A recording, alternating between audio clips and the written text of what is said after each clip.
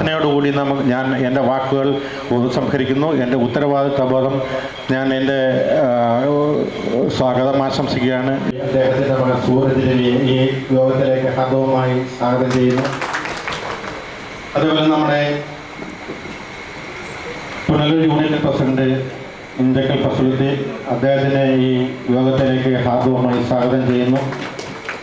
നമ്മുടെ അഞ്ചാലമോട് യൂണിറ്റ് പ്രസിഡന്റും നമ്മുടെ നിലവിലെ വർക്കിംഗ് പ്രസിഡന്റുമായ എം.എ. റഷീദ്, അദ്ദേഹത്തെ ഈ യോഗത്തിലേക്ക് ഹാർദവമായി സ്വാഗതം ചെയ്യുകയാണ്. പള്ളിയൂക്ക് യൂണിറ്റ് പ്രസിഡന്റ് നമ്മുടെ നവാസ് ബിസ്മി, അദ്ദേഹത്തിൻ്റെ യോഗത്തിലേക്ക് ഹാർദവമായി സ്വാഗതം ചെയ്യുന്നു. നമ്മുടെ ടൗൺ യൂണിറ്റ് പ്രസിഡന്റ് ശ്രീ ബിനുദാസിനെ യോഗത്തിലേക്ക് ഹാർദവമായി സ്വാഗതം ചെയ്യുന്നു. കൊട്ടാരക്കര യൂണിറ്റിലെ രക്ഷാധികാരിയും പ്രസിഡന്റുമായ അദ്ദേഹത്തിൻ്റെ യോഗത്തിലേക്ക്, രാജേഷ് ബാബുവിൻ്റെ യോഗത്തിലേക്ക് സ്വാഗതം ചെയ്യുന്നു. കരുനാഗപ്പള്ളി യൂണിറ്റ് പ്രസിഡന്റ് മുഹമ്മദ് താഹായി യോഗത്തിലേക്ക് സ്വാഗതം ചെയ്യുന്നു. കുണ്ട്ര യൂണിറ്റ് പ്രസിഡന്റ് അഖിലേഷ്, അദ്ദേഹത്തിൻ്റെ യോഗത്തിലേക്ക് സ്വാഗതം ചെയ്യുന്നു.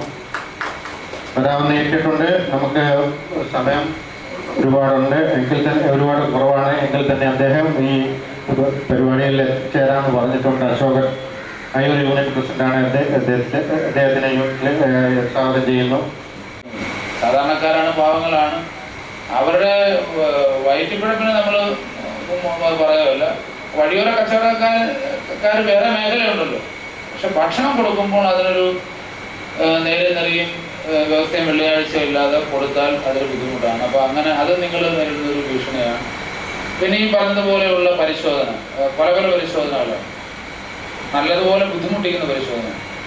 ഇപ്പോൾ കരുനാഗപ്പള്ളിയിലൊക്കെ എനിക്കറിയാം, ഈ ടാങ്കർ ലോറിക്കാർ പണി മുടക്കിയാലും ഹോട്ടൽ അടച്ചിടേണ്ട അവസ്ഥയാണ്. ഇപ്പോൾ ഏത് വന്നാലും, ഇപ്പോൾ വല്ലതും അമ്പലമാണെങ്കിലും പള്ളിയാണെങ്കിലും ഉത്സവമാണെങ്കിലും ആഘോഷമാണെങ്കിലും സമൂഹത്തിൻ്റെ എല്ലാ കാര്യങ്ങളുമായും സംഭാവന കൊടുത്ത് നിങ്ങൾ സഹകരിക്കുന്ന ആളുകളാണ്. പക്ഷെ നിങ്ങളുടെ പ്രശ്നങ്ങൾ പരിഹരിക്കപ്പെടേണ്ടതുണ്ട്. തീർച്ചയായിട്ടും വളരെ ക്രിയാത്മകമായി ഫലപ്രദമായി പ്രവർത്തിക്കുന്ന ഒരു കമ്മിറ്റിയാണ്. ഇത് യഥാർത്ഥത്തിലൊരു അസംഘടിത മേഖലയാണ്. ഈ ഹോട്ടൽ ഉടമസ്ഥരെ സംഘടിപ്പിച്ചെടുക്കുക എന്ന് പറഞ്ഞാൽ വലിയ ബുദ്ധിമുട്ടാണ്. ഞാൻ ഇതിൻ്റെ സംഘാടകരെ അഭിനന്ദിക്കുകയാണ്. കാരണം അസംഘടിത മേഖല എന്ന് പറയുമ്പോൾ ഒരു ഫാക്ടറി ആണെങ്കിൽ തൊഴിലാളികളെല്ലാം അവിടെ കാണും, നമുക്ക് പെട്ടെന്ന് സംഘടിപ്പിക്കും. നിങ്ങൾ ഓരോരുത്തരും ഓരോ മുതലാളിമാരാണ്, ഓരോ സ്ഥാപനങ്ങൾ നടത്തുന്നവരാണ്. അവരെല്ലാം കണ്ട് മെമ്പർഷിപ്പ് എടുത്ത് ഒരു സംഘടിത രൂപം ഉണ്ടാക്കിയെടുക്കുക എന്ന് പറയുമ്പോൾ സംഘാടകരെ സംബന്ധിച്ച് ബുദ്ധിമുട്ടാണ്. പക്ഷേ എന്നിരുന്നാലും പഴയതുപോലെയല്ല, ഒരു സംഘടനാ രൂപമുണ്ട്, ഒരു സംഘടിത ശക്തിയാണ്. ഹോട്ടലുകാരും അത്യാവശ്യം പ്രതിഷേധവും സമരവും പണിമുടക്കുകയും ഒക്കെയായി വന്നാൽ അധികാരികൾ ആദ്യത്തെ ദിവസം ശ്രദ്ധിച്ചില്ലെങ്കിലും ഡോക്ടർമാർ പണിമുടക്കുമ്പോൾ കിട്ടുന്നൊരു പ്രാധാന്യം കിട്ടിയില്ലെങ്കിലും ശ്രദ്ധയില്ലെങ്കിലും 2-3 ദിവസം കഴിയുമ്പോൾ സ്വാഭാവികമായും ശ്രദ്ധിക്കേണ്ടതായി വരുന്നു. പണിമുടക്കിനെ പ്രോത്സാഹിപ്പിക്കുകയല്ല, ഒരു സംഘടിത ശക്തിയായി എപ്പോഴും നിലനിന്നെങ്കിൽ മാത്രമേ ഈ വ്യവസായം, എത്ര ആളുകളാണ്, എത്ര ആയിരക്കണക്കിന് ആളുകൾ സർക്കാർ തൊഴിൽ കൊടുക്കുന്നതിനേക്കാൾ, അല്ലെങ്കിൽ ഒരു വലിയ സ്വകാര്യ മുതലാളി തൊഴിൽ കൊടുക്കുന്നതിനേക്കാൾ ആയിരക്കണക്കിന് 10,000-കണക്കിന് ആളുകൾക്ക് തൊഴിൽ കൊടുക്കുന്ന ഒരു സംരംഭമാണ്, ഒരു മേഖലയാണ്. തീർച്ചയായിട്ടും ഇത് സംരക്ഷിക്കപ്പെടേണ്ടതുണ്ട്. ഇപ്പം ഞാൻ അറിഞ്ഞത് ഒരു ജില്ലാ കമ്മിറ്റി ഓഫീസ് ഏതാണ്ട് 50 ലക്ഷങ്ങൾ മുടക്കി വാങ്ങിച്ചിട്ടുണ്ട്. അതിൻ്റെ പ്രവർത്തനങ്ങൾ നടക്കുന്നു. അപ്പോൾ നല്ല നിലയിലാണ് ഇതിൻ്റെ പ്രവർത്തനം നടക്കുന്നത്. നിയമസഭയിൽ സംസാരിക്കാൻ പ്രത്യേകിച്ച് ഞങ്ങളെ പോലെയുള്ള തുടക്കക്കാരായിട്ടുള്ള MLA-മാർക്ക് ലഭിക്കുന്ന സമയം പരിമിതമാണ്. ആ സമയം കൊണ്ട് നമ്മൾ മണ്ഡലവുമായി ബന്ധപ്പെട്ട വികസന കാര്യങ്ങൾക്കാണ് കൂടുതൽ പ്രാധാന്യം കൊടുക്കുന്നത്. പക്ഷെ എന്നാലും ശരി, അത്യാവശ്യം വേണ്ടുന്ന കാര്യങ്ങൾ എന്നെ ധരിപ്പിച്ചാൽ, അല്ലെങ്കിൽ എനിക്ക് എഴുതി തന്നാൽ, കേരളത്തിലെ ഹോട്ടൽ മാനേജ്മെൻറ്റുകൾ, മുതലാളിമാർ അല്ലെങ്കിൽ അവിടുത്തെ തൊഴിലാളികൾ, നടത്തിപ്പുകാർ നേരിടുന്ന പ്രശ്നങ്ങളെക്കുറിച്ച് നിയമസഭയിൽ കൂടി സംസാരിക്കാൻ ശ്രമിക്കാം എന്ന് സൂചിപ്പിച്ചുകൊണ്ട് ജില്ലാ കമ്മിറ്റി ഞാൻ അനുവാദത്തോടുകൂടി ഉദ്ഘാടനം ചെയ്തായിരിക്കും. നന്ദി, നമസ്കാരം. ഒരു നിവേദനം കൊടുത്തിട്ടുണ്ട്. അത് അദ്ദേഹം അഡ്വാൻസായിട്ട് തന്നെ നമ്മളത് പറഞ്ഞു കഴിഞ്ഞു. നിയമസഭയിൽ അദ്ദേഹത്തിൻ്റെ കഴിവ് ഉപയോഗിച്ച് അത് അവതരിപ്പിക്കുമെന്നും നമുക്ക് കഴിയുന്നിടത്തോളം അനുകൂലമായ തീരുമാനം ഉണ്ടാക്കാൻ സഹായിക്കുമെന്ന് ആൾറെഡി പറഞ്ഞു കഴിഞ്ഞു. ഓക്കെ, നന്ദി, ഒരുപാട് നന്ദി. ഒരു ചെറിയ ആശംസാ പ്രസംഗം ഇതിനിടയ്ക്കൂടെ നമ്മുടെ ശ്രീ ഇല്ല, അത് ഒരു അധ്യക്ഷ പ്രസംഗം ഞാൻ പിന്നീട് നടത്തിക്കൊള്ളാം. ഇപ്പം അദ്ദേഹത്തിന് ശ്രീ മഹേഷിൻ്റെ കൂടെ പോകേണ്ടത് ഉള്ളതുകൊണ്ട് ആദ്യമായിട്ടൊരു ആശംസാ പ്രസംഗത്തിനുള്ളൊരു അവസരം അദ്ദേഹത്തിന് കൊടുക്കുകയാണ്. ഞാൻ ഇൻട്രഡക്ഷൻ നടത്തുന്നതിന് മുമ്പ് ഞാൻ ഒരു കാര്യം പറഞ്ഞോട്ടെ. അദ്ദേഹം എൻ്റെ സുഹൃത്തിൻ്റെ മകനും കൂടിയാണ്.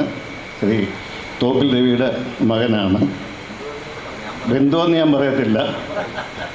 ഇതിൽ എനിക്ക് ഓർമ്മിക്കപ്പെടുന്ന ഒരു വിഷയം, നമ്മൾ GSTക്കെതിരായിട്ട്, അതായത് വാടകയ്ക്ക് ഏർപ്പെടുത്തിയ GST പിൻവലിക്കണം എന്നാവശ്യപ്പെട്ടുകൊണ്ട് നമ്മൾ GST കമ്മീഷണർമാരുടെ ഓഫീസുകൾക്ക് മുമ്പിൽ ധർണ ഇരുന്ന അതായത് എൻ്റെ ഓർമ്മ ശരിയാണെങ്കിൽ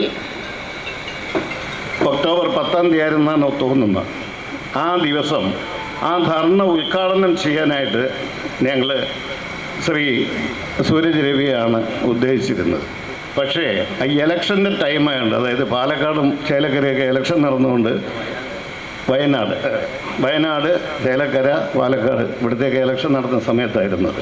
അപ്പോൾ അതുകൊണ്ട് അദ്ദേഹത്തിന് ആദ്യം വരാമെന്ന് സമ്മതിച്ചെങ്കിലും അവസാന നിമിഷം വിളിച്ച് പറഞ്ഞ്, ചേട്ടാ അത് ബുദ്ധിമുട്ടാണ്, ഇങ്ങനൊരു വിഷയമുണ്ട്. പക്ഷേ എനിക്കൊരു വിഷമം തോന്നില്ല. കാരണം നമ്മൾ ആദ്യമേ റിക്വസ്റ്റ് ചെയ്തപ്പോൾ തന്നെ തീർച്ചയായിട്ടും ഞാൻ വന്നിരിക്കും എന്ന് പറയാനുള്ള സന്മനസ് അദ്ദേഹം ഒന്ന് കാണിക്കുകയുണ്ടായി. പക്ഷേ അതിനൊരു നന്ദി പ്രകാശനം നടത്താൻ എനിക്ക് പറ്റിയില്ല. അതുകൊണ്ട് ആ ഒരു അവസരം കൂടി ഞാനിപ്പോൾ ഉപയോഗപ്പെടുത്തുകയാണ്. അദ്ദേഹത്തിന് ഒരുപാട് നന്ദി അറിയിക്കുകയും അതോടൊപ്പം നമ്മളെ ആശംസ അറിയിച്ചുകൊണ്ട് 2 വാക്ക് പറയണമെന്ന് ആഗ്രഹിക്കുകയും ചെയ്യുന്നു. നിങ്ങളുടെ എല്ലാ അനുഭവത്തോടു കൂടി അദ്ദേഹത്തെ ക്ഷണിക്കും. ഈ കൊട്ടിക്കലാശമാണ്. ഇപ്പം ഞങ്ങൾ ചുമതലക്കാർ ഈ സംസ്ഥാനത്തിൻ്റെ പല ഭാഗത്തു നിന്നും വയനാട് അവിടെ വർക്ക് ചെയ്തുകൊണ്ടിരുന്ന ഞങ്ങളെല്ലാവരും തന്നെ കരുതിയത് 11-ാം തീയതി കൊട്ടിക്കലാശം ആയതുകൊണ്ട് ഏതാണ്ട് ഒരു 8-ാം തീയതി ആകുമ്പോഴത്തേക്കും അല്ലെങ്കിൽ 9-ാം തീയതി വയനാട് നിന്ന് തിരിച്ചു പോകാം. അപ്പോൾ എന്നെ വിളിച്ചപ്പോൾ തന്നെ ഞാൻ ഈ പരിപാടി ഏറ്റു.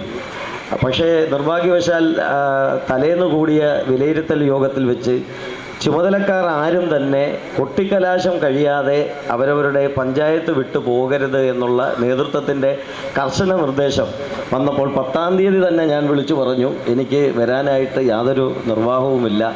അതുകൊണ്ട് ഞാൻ പകരം ആളുകളെ പോലും വിളിച്ചു കൊടുക്കാമെന്ന് പറഞ്ഞു. പക്ഷേ അന്നേരം പിന്നെ അത് വേണ്ട, വേറെ ഏർപ്പാടുണ്ടായി എന്ന് പറഞ്ഞു. അപ്പോൾ അന്ന് അതിനുശേഷമാണ് ശ്രീ MA റഷീദ് എൻ്റെ അടുത്ത് വിളിച്ച് ഈ പരിപാടിക്ക് CR മഹേഷിനെ വിളിക്കണം എന്ന് പറഞ്ഞ്, ഞാനാണ് അതിൻ്റെ ഒരു അവകാശവും കൂടെ ഞാൻ പറയുകയാണ്, ഞാനാണ് CR മഹേഷിനെ ഈ പരിപാടിയിലേക്ക് നിങ്ങൾക്ക് വേണ്ടിയിട്ട് ക്ഷണിച്ചത്. അപ്പോൾ സ്വാഭാവികമായിട്ടും അന്ന് ഞാൻ പറഞ്ഞു 18-ാം തീയതി നടക്കുന്ന പരിപാടിക്ക് എന്നെ വിളിച്ചാലും വിളിച്ചില്ലേലും ഇതിനൊരു സോറി പറയുവാൻ അദ്ദേഹം എന്നോട് താങ്ക്സ് പറഞ്ഞെങ്കിൽ ഞാൻ നിങ്ങളോട് സോറി പറയുന്നു അന്ന് വരാൻ പറ്റാത്തതിന്. അതുകൊണ്ട് ഞാൻ പറഞ്ഞു വിളിച്ചില്ലേലും ഞാൻ മഹേഷ് വരുമ്പോൾ ഞാൻ വന്ന് അന്ന് വരാൻ പറ്റാതായ സാഹചര്യത്തെപ്പറ്റി എനിക്കൊന്ന് പറയണം എന്ന് പറഞ്ഞതിൻ്റെ പ്രകാരമാണ് ഞാൻ ഇവിടെ എത്തിയത്. എനിക്ക് വളരെ സന്തോഷമുണ്ട് ഈ പ്രസ്ഥാനത്തിൻ്റെ ഒരു ചടങ്ങിൽ പങ്കെടുക്കുവാൻ.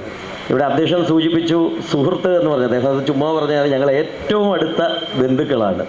അതുപോലെ തന്നെയാണ് ശ്രീ TS ബാഹുലേയൻ. ഞങ്ങൾ ഈ മുൻ ജില്ലാ പ്രസിഡൻറ്റും ജില്ലാ സെക്രട്ടറിയും ഞങ്ങൾ ഈ 2 പേരും എൻ്റെ ഏറ്റവും അടുത്ത ബന്ധുക്കളാണ്.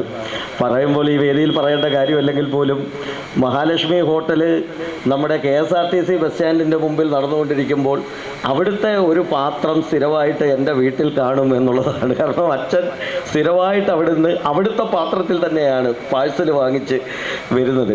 ഞാൻ വിചാരിച്ചു അദ്ദേഹം അതെല്ലാം മറന്നുപോയെന്നാണ് എനിക്ക് തോന്നുന്നത്. പക്ഷേ ഞാൻ പിന്നെ അതൊന്നും മറന്നിട്ടില്ല. അതുകൊണ്ട് തീർച്ചയായിട്ടും ശ്രീ MA റഷീദ് എൻ്റെയും മഹേഷിൻ്റെയും എല്ലാം ഞങ്ങളുടെ എല്ലാം ജ്യേഷ്ഠ സഹോദരനാണെങ്കിലും ഞങ്ങളുടെ എല്ലാം പ്രിയപ്പെട്ട ഒരു സഹപ്രവർത്തകൻ എന്നുള്ള നിലയ്ക്ക് ഈ പ്രസ്ഥാനത്തിൻ്റെ ഇവിടെ കൂടിയിരിക്കുന്ന എല്ലാവരുമായിട്ടും ഇല്ലെങ്കിൽ പോലും പലരുമായിട്ടും മുഖപരിചയമുള്ളവർ അല്ലാതെ വ്യക്തിബന്ധമുള്ളവരൊക്കെ ഈ സദസ്സിലേക്ക് കടന്നു വന്നപ്പോൾ എനിക്ക് കാണാനായിട്ട് സാധിച്ചു. പക്ഷേ ഇവർ 3 പേരും വളരെ ആത്മബന്ധവും ഒക്കെ ഉള്ള 3 പേര് ഇതിനെ ഇന്ന് ഈ ജില്ലയിൽ നയിക്കുന്നു എന്ന് പറയുമ്പോൾ ഏറ്റവും സന്തോഷകരമായിട്ടുള്ള കാര്യമാണ്. ഞാൻ മറ്റു കാര്യങ്ങളിലേക്കൊന്നും കടന്നു പോകുന്നില്ല. ഞാൻ ഈ വാർഷിക റിപ്പോർട്ട് വായിക്കുകയായിരുന്നു. മഹേഷ് ഇവിടെ സൂചിപ്പിക്കുകയുണ്ടായി.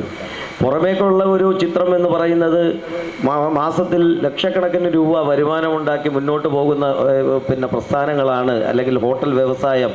പക്ഷേ നമുക്ക് സന്തോഷത്തേക്കാൾ കൂടുതൽ സന്താപമാണ് എപ്പോഴും ഈ വ്യവസായം തരുന്നത് എന്നുള്ളത് നിങ്ങൾക്ക് എല്ലാവർക്കും അറിയാം, ഞങ്ങൾക്കും അറിയാം. അൺലിമിറ്റഡ് റൈസാണ് അല്ലേ? ലിമിറ്റഡ് റൈസ് കൊടുക്കും, അതിനോട് ചിലപ്പോൾ ഇച്ചിരി ഗ്രേവിയൊക്കെ കൊടുക്കും. മറ്റേ മയണൈസ് കൊടുക്കും. ഇതാവശ്യം പോലെ കഴിച്ച് കഴിഞ്ഞിട്ട് ഈ 5 പേരും കൂടി ചെയ്തത് അവസാനം കിട്ടിയ ചോറിനകത്ത് എന്തോ കിടന്നു എന്ന് പറഞ്ഞുകൊണ്ട് ബഹളം ഉണ്ടാക്കിയത് മാത്രമല്ല, ഈ പൈസ കൊടുക്കാൻ പറ്റത്തില്ല എന്നുള്ള ഒരു നിലപാട്. അവർ പൈസ കൊടുത്തില്ല എന്ന് മാത്രമല്ല, ഇതിന് നഷ്ടപരിഹാരവും കൂടെ മേടിച്ചുകൊണ്ടാണ് പോയത്. അപ്പോൾ അവിടെ ആ ക്യാഷിലും ഒന്നും ഉത്തരവാദിത്തപ്പെട്ട മുതലാളി ഇല്ലായിരുന്നു. മുതലാളി അന്ന് അദ്ദേഹത്തിൻ്റെ വേറെ ഒരു കടയിലായിരുന്നു. ചെറുപ്പക്കാരായ പിള്ളേർക്ക് ഇവന്മാരുടെ കൂടെ പിടിച്ചു നിൽക്കാൻ വയ്യാഞ്ഞതിൻ്റെ പേരിൽ അവിടെ പൈസ ഇല്ലാഞ്ഞിട്ട് പോലും അതിലൊരാളിൻ്റെ ഫോണിൽ നിന്ന് ഗൂഗിൾ പേ ആയിട്ട് 10,000 രൂപ കൊടുത്തു. എങ്ങനെയെങ്കിലും ഒഴിഞ്ഞു പോട്ടെന്ന് വിചാരിച്ച് ചെയ്തു പോയതാണ്. പക്ഷെ ഞങ്ങളത് അറിഞ്ഞപ്പോഴത്തേക്ക് ഒരു 10 മിനിറ്റ് താമസിച്ചു പോയി. പക്ഷേ എങ്കിൽ തന്നെ അറിഞ്ഞുകൊണ്ടേ തന്നെ ഞങ്ങളിൽ ഒരാളിനെ അവിടെ എത്തിച്ചു. ഇത് കാര്യം തിരക്കി, പൈസ കൊടുക്കരുതെന്ന് പറഞ്ഞു. അപ്പോഴത്തേക്ക് സംഭവം എല്ലാം കഴിഞ്ഞു പോയി. പോട്ടെ. അപ്പോൾ ഒരു സംഘടന എന്നുള്ള നിലയിൽ ഒരു മെമ്പറിനോടുള്ള ഉത്തരവാദിത്വം എങ്ങനെ നിർവഹിക്കണം എന്ന് ഞങ്ങൾ ആലോചിച്ചു. ഉടൻ നേരം വെളുത്തു ഞങ്ങൾ അവിടുത്തെ അടുത്തുള്ള പോലീസ് സ്റ്റേഷനിൽ ചെന്നു. അവിടെ ഈ വിവരം ധരിപ്പിച്ച് പെറ്റീഷൻ കൊടുത്തു. ഉടൻ തന്നെ അതിലൊരുത്തനെ പൊക്കി. ബാക്കിയുള്ളവരെല്ലാം അടുത്ത ദിവസവും പൊക്കി. ചുരുക്കി പറയുകയാണ്, ആ 10,000 രൂപയും തിരിച്ചു കൊടുത്തു. അവരന്ന് കഴിച്ച മന്തിയുടെ പൈസയും കൊടുത്തു. പിന്നെ നിർബന്ധമായിട്ട് അവിടെ എഴുതി വെച്ചു, മേലാൽ ഒരു ഹോട്ടലിലും കയറി ഞങ്ങൾ ഇതുപോലെ ഒരു വെള്ളത്തിലും കാണിക്കുന്നതല്ല. ഇതെങ്ങനെ നേടി? ഈ 5 വ്യക്തികൾ ഏറ്റവും കുറച്ച് 500 പേരെടുത്ത് പറഞ്ഞു കാണും, ഇപ്പോൾ ഈ ഹോട്ടൽ ആൻഡ് റെസ്റ്റോറൻറ്റ് അസോസിയേഷൻ എന്ന് പറഞ്ഞ സംഘടനയുണ്ട് കേട്ടോ. അതുകൊണ്ട് ഈ ഹോട്ടലിലൊക്കെ കയറി കളിക്കുമ്പോൾ ഒന്ന് സൂക്ഷിച്ചോണം, അവനെല്ലാം മെമ്പറാണോ എന്ന് നോക്കിക്കോണം. സത്യം പറയാണ്, അതിനുശേഷം കൊല്ലം ജില്ലയിൽ ഒരുപാട് സ്വസ്ഥതയുണ്ട്. പല ഹോട്ടലിലും കയറി കഴിഞ്ഞ് നമ്മുടെ കലണ്ടറോ അല്ലെങ്കിൽ നമ്മുടെ സ്ലിപ്പോ എന്തെങ്കിലും അവിടെ കാണുകയാണെങ്കിൽ ശരിയെങ്കിലും ഇതിനെക്കുറിച്ച് അറിവുള്ള ഒരുത്തരും ഇന്ന് ചാട കാണിക്കാറില്ല. ഇതൊരു ഉദാഹരണം. ഇതുപോലൊരു 100 ഉദാഹരണം കഴിഞ്ഞ് ഒരു വർഷത്തെ എൻ്റെ അനുഭവത്തിൽ എനിക്ക് പറയാൻ പറ്റും. അപ്പോൾ നമ്മൾ മനസ്സിലാക്കേണ്ടത്, ഇങ്ങനെ ഒരു സംഘടന ഇവിടെ ജില്ലയിൽ പ്രവർത്തിക്കുന്നതുകൊണ്ട് തന്നെയാണ് നമ്മളിൽ പലരും സ്വസ്ഥമായിട്ട് ഇന്ന് കച്ചവടം ചെയ്യും. ജില്ലകളിലും ജില്ലാ സമ്മേളനം പൂർത്തിയാകുക. പിന്നീട് 22-ാം തീയതി കണ്ണൂർ, 25-ാം തീയതി വയനാട് കൊടുക്കുമ്പോൾ കേരളത്തിലെ 14 ജില്ലകളിലും KHRAയുടെ സംഘടനാ പ്രവർത്തനത്തിൻ്റെ യൂണിറ്റ് ജില്ലാ സമ്മേളനങ്ങൾ പൂർത്തിയാകും. ഈ വരാൻ പോകുന്ന 60ാമത് സംസ്ഥാന സമ്മേളനം നമ്മൾ തൃശ്ശൂർ ലുലു ഹാളിലാണ് ഫെബ്രുവരി 14, 15 തീയതികളിൽ നമ്മുടെ സമ്മേളനം ഉദ്ഘാടനം ചെയ്യാൻ കഴിഞ്ഞ പ്രാവശ്യം മുഖ്യമന്ത്രിയായിരുന്നു. ഇത്തവണ നമ്മൾ ക്ഷണിച്ചിരിക്കുന്നത് കേന്ദ്ര ധനകാര്യമന്ത്രി ബഹുമാന്യ ശ്രീമതി നിർമ്മല സീതാരാമനെയാണ്. കേന്ദ്രമന്ത്രിമാർ, സംസ്ഥാന മന്ത്രിമാരൊക്കെ നമ്മൾ ക്ഷണിക്കുന്നുണ്ട്. നമ്മൾ കേന്ദ്രമന്ത്രിയെ, ധനകാര്യമന്ത്രി തന്നെ ക്ഷണിക്കാൻ കാര്യം പ്രത്യേകിച്ച് പല കാരണങ്ങളുണ്ട്. ഒന്ന്, ഇവിടെ GSTയുടെ കാര്യം ചന്ദ്രശേഖരൻ സൂചിപ്പിച്ചു. ഇവിടുന്നൊക്കെ നമ്മൾ കേരളത്തിലെ എല്ലാ ജില്ലകളിൽ നിന്നും GSTക്കെതിരെ പാർലമെൻറ്റ് മാർച്ച് നടത്തിയത് നമ്മളാണ്. അന്ന് 12% GST 5% കുറച്ചിരുന്നു. എന്നാൽ നമ്മൾ ഇന്ന് ആവശ്യപ്പെടുന്നത് 5% നമുക്ക് മുന്നോട്ട് പോകാൻ സാധിക്കത്തില്ല. നമുക്കത് 1% ആക്കി തരണം. കാരണം നമ്മൾ വർഷങ്ങളായിട്ട് ആവശ്യപ്പെടുന്നതാണ് ചെറുകിട വ്യവസായമായിട്ട് MSMEയിൽ നമ്മൾ ഉൾപ്പെടുത്തണമെന്ന്. ഒരു ചെറുകിട വ്യവസായമായിട്ട് ഹോട്ടൽ മേഖല അംഗീകരിക്കുമ്പോൾ നമുക്ക് ചെറുകിട മേഖലയ്ക്ക് കിട്ടുന്ന ആനുകൂല്യങ്ങൾ, പ്രത്യേകിച്ച് വൈദ്യുത ചാർജ്, വാട്ടർ ചാർജ്, ഇതൊക്കെ വളരെയധികം കുറച്ച് കിട്ടും. പക്ഷേ എന്നാൽ സേവന മേഖലയിൽ നമ്മളെ ഉൾപ്പെടുത്തിയിട്ടുണ്ട്. പക്ഷേ നമ്മൾ MSMEയിൽ നമ്മൾ ഉൾപ്പെടുത്തിയിട്ടുണ്ട്. പക്ഷേ സേവന മേഖല ഉൾപ്പെടുത്തിയിട്ടുള്ളത് കൊണ്ട് നമുക്ക് GST പരമായ നമുക്ക് അതിന് ഒരു ബുദ്ധിമുട്ട് വരുന്നുണ്ട്. സർവീസ് മേഖല ഉൾപ്പെടുത്തിയത് കൊണ്ട് MSMEയുടെ ആനുകൂല്യം ലഭിക്കുന്നില്ല. അത് നമുക്ക് ചെറുകിട വ്യവസായത്തിന് ആനുകൂല്യം ആ രീതിയിൽ ലഭിക്കുന്നില്ല. സർവീസ് മേഖലയുടെ ആനുകൂല്യം ലഭിക്കുന്നില്ല. ടൂറിസ്റ്റ് മേഖലയുടെ ആനുകൂല്യം നമുക്ക് ലഭിക്കുന്നില്ല. എന്നാൽ ടൂറിസ്റ്റ് മേഖലയിൽ പ്രവർത്തിക്കുന്ന വലിയ ഹോട്ടലുകൾക്ക് ടൂറിസ്റ്റ് മേഖലയുടെ ആനുകൂല്യം ലഭിക്കുന്നുണ്ട്. കാരണം അതിന് 3 രൂപ കൊടുത്താൽ മതി. നമ്മൾ 13 രൂപ LT7 പ്രകാരം കൊടുക്കുമ്പോൾ ടൂറിസ്റ്റ് മേഖല 3 രൂപ കൊടുത്താൽ മതി, 3 രൂപ കൊടുത്താൽ മതി. സർവീസ് മേഖലയ്ക്ക് കുറവാണ്, ആശുപത്രിയൊക്കെ കുറവാണ്. പക്ഷെ അതുകൊണ്ട് നമ്മൾ ആവശ്യപ്പെടുന്നത്, അതുകൊണ്ടാണ് നമുക്ക് ആവശ്യം കേന്ദ്ര ധനകാര്യമന്ത്രി തന്നെ ക്ഷണിക്കാൻ. നമ്മുടെ സാമ്പത്തികപരമായ ധനകാര്യപരമായ വളരെയധികം കാര്യങ്ങൾ പ്രത്യേകിച്ച് GSTയുടെ ഇൻപുട്ടിൻ്റെ കാര്യം നമുക്ക് കിട്ടാനുണ്ട്. കോമ്പൗണ്ട് ടാക്സ് ലഭിക്കുന്ന ആനുകൂല്യം സർവീസ് മേഖലയിൽ ലഭിക്കുന്നില്ല. അങ്ങനെ പല കാര്യങ്ങളുമായിട്ട് ബന്ധപ്പെട്ടുകൊണ്ടാണ് ഇത്തവണത്തെ നമ്മുടെ സംസ്ഥാന സമ്മേളനം ഫെബ്രുവരിയിൽ വിപുലമായ രീതിയിൽ നമ്മൾ നടത്താൻ തീരുമാനിച്ചത്.